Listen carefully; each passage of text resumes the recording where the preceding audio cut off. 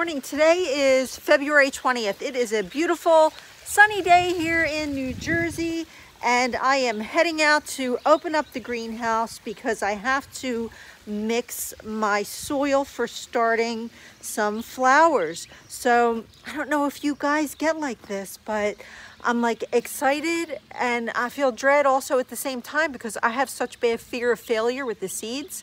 Even though I've done this over and over again for so many years at this point, I'm so afraid I'm going to mess something up.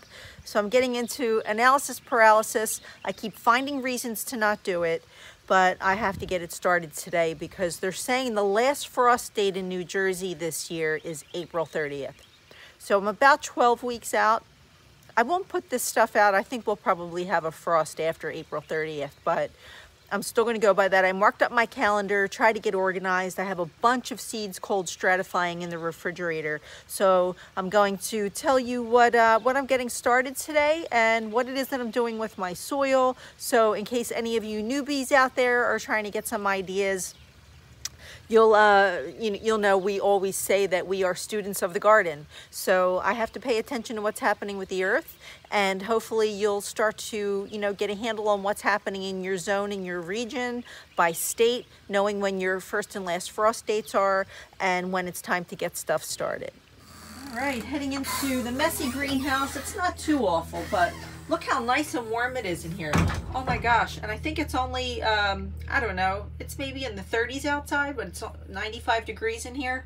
So I'm going to open it up here. I'm happy that I did this little hook on the greenhouse window here, because when we just had all that snow, this whole entire framed area here swelled. And even though it was cold, you would think it would have contracted, but it swelled from all the moisture and the roof wouldn't even open, so I had to push it open. So I'm happy that we have our own manual arm. And even though it's a little bit warm out here, like I said, 95 all the way up top and a little over 90 at the shelf height. I know it's only in the 60s on the floor, so I think we're okay. I do have a few things started out here that need a drink.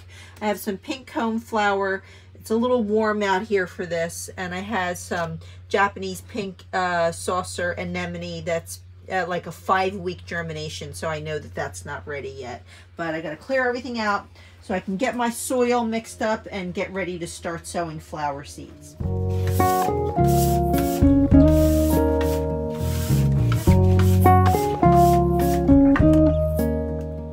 I'm not sure why I do this to myself every year. I always start off in such a rush when I know I have all this time.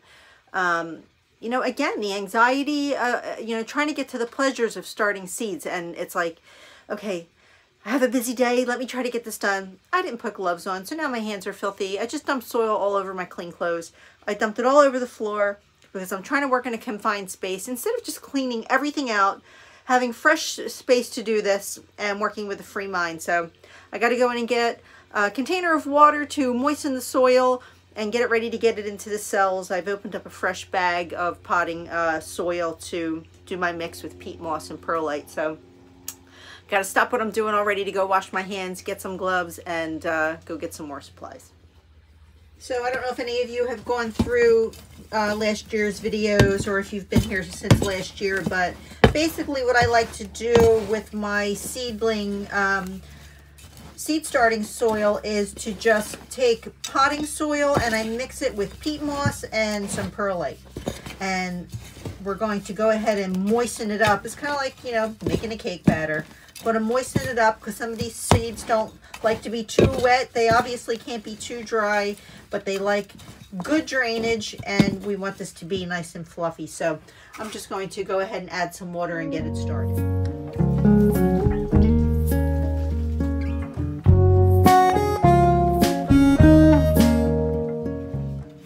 So I just use the Miracle Grow potting mix that I get at Costco every year to start this blend. And it's a mix of yucca and cocoa coir and compost and things like that. And every year you tend to get something a little bit different. This year the bag, we just picked it up the other day, is very, very dry. So I'm having to add a good amount of water to it to get it nice and hydrated. And the perlite I have is just, this is also a Miracle Grow perlite product, but you can get perlite anywhere. And I mix that in and wait until it gets to be a nice texture where it doesn't clump up too much. And I did say I was going to go get gloves. Did I get the gloves? No, I didn't. So the hands are already dirty. So welcome to the season, you guys, of the gardener's manicure. You gotta love it. So this is almost ready to get into my containers. And yep, we are officially on our way. Well, talk about getting started and analysis paralysis. I know I really hesitated the first few years as a gardener with what type of soil to use and how to get everything going. And I did find that using this seed starting soil method has been the best, because it seems like once you get a load of like full potting mix level soil, totally hydrated and into the cells, it really does become a gnat problem. And I have noticed that over the past, actually last year was my first year with starting the seedlings in my own soil mix, and I had very little gnat problems. I had some at the end of the year, but it was not a big deal. So this year I went and ordered from Amazon the little gnat sticker things that you can put into your pots. So I ordered 2 packs of those, and if I see any gnats, I'm just going to pop one of those in there. I'm not sterilizing my soil. I'm not burning it. I'm not baking it off. I'm not boiling it out. Some people have different methods, and you got to do what works for you. But remember, if you're new at this, you're going to run into gnats. You're going to run into problems. Your soil's going to be too dry. Your soil's going to be too moist. It's going to be a learning process, but you have to just get into it and get started. Every year, you know, it's a little bit unpredictable. So, but right now I'm feeling pretty confident about this soil. It's holding together, but it's not too saturated. So I'm going to pack this into my cells now.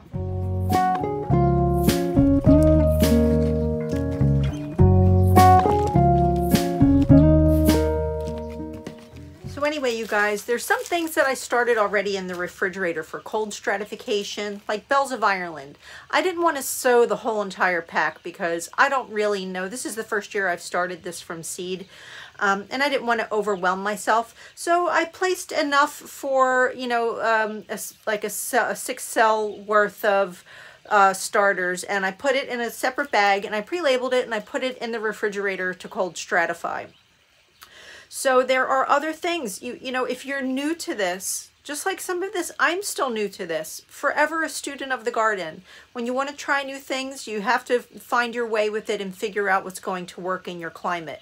Some people can just direct sow stuff out. Some people have very cold temperatures for a long time into spring. Sometimes we'll have a heat wave and then we'll have a frost, and then you put your stuff out too soon and you just spend a lot of time and energy and anxiety, and you wasted seed. But whatever, we all have to learn to work with, you know, our own growing area. So while I had these cold stratifying for about 2 weeks in the refrigerator, because this is the process that some flowers go through when they direct sow.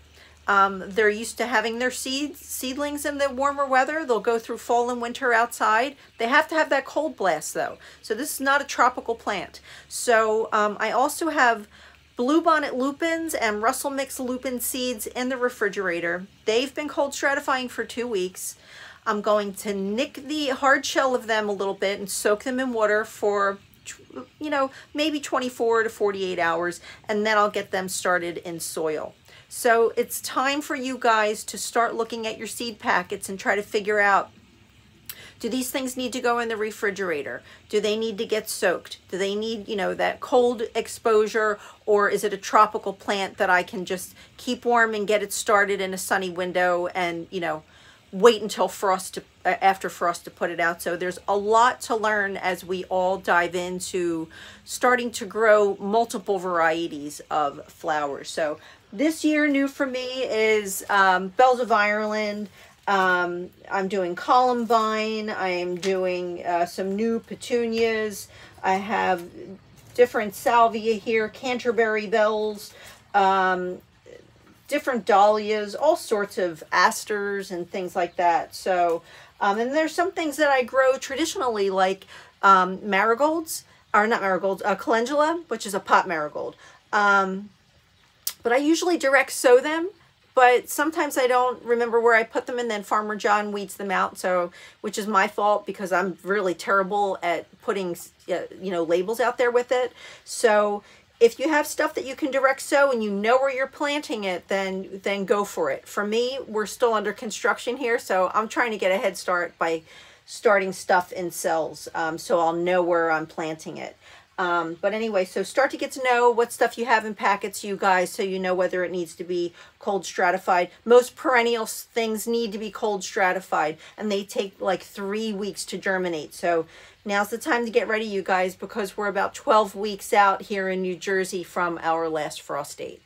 So now I was saying it's easy to get overwhelmed with all of this stuff, you guys. If this is your first time starting flowers from seeds, besides understanding when things need to be soaked or cold stratified or what temperature you need to start things at, something that you're going to want to do as you work with these seeds is realize there's often in these types of packets several hundred of very, very, very tiny, tiny seeds. So try to do this in an area where you're going to have something down, you know, where you can put your container where if you spill some seeds, you'll be able to catch it. The last thing you want to do is, you know, cross-populate different cells with different seeds because they travel.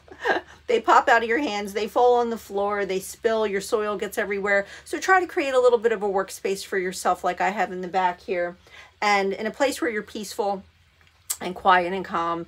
Moms, if you can get away from the kids, or for me, like if you have screaming parrots, coming out to this greenhouse is wonderful, but not everyone has this luxury. So try to do it in, you know, in a place where you can find some peace with it. Early in the morning, late in the evening, carve out a little place for yourself to just sit and do this, because it is really very, very peaceful when you find the pattern of concentrating and getting yourself organized and figuring out what a comfortable flow is for yourself.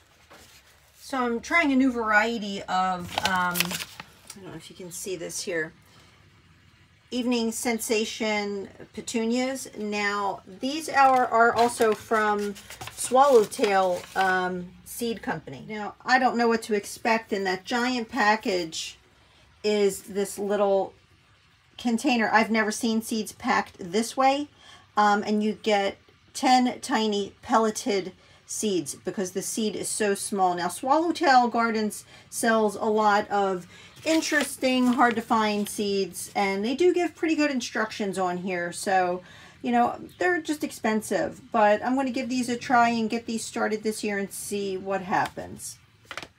So you guys, the first time I saw calendula seeds, I had really no idea what I was looking at.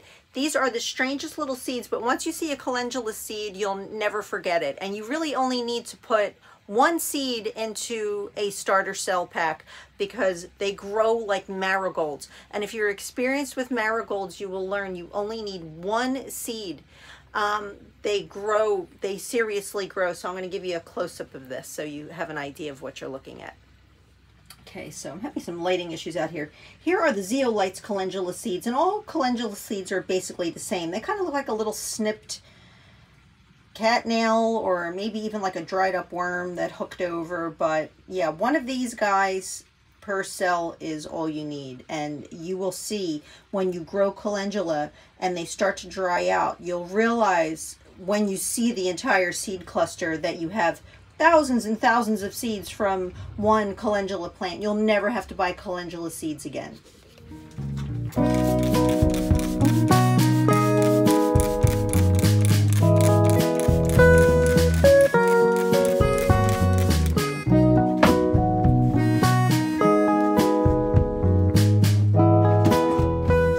Alright, you guys, that was the maiden voyage of my first sewing with the bootstrap farmer stuff. So I've got my lid on, I've got my little dials here turned so that they are, it's nice and sealed off, and I'm going to put it in a nice bright spot.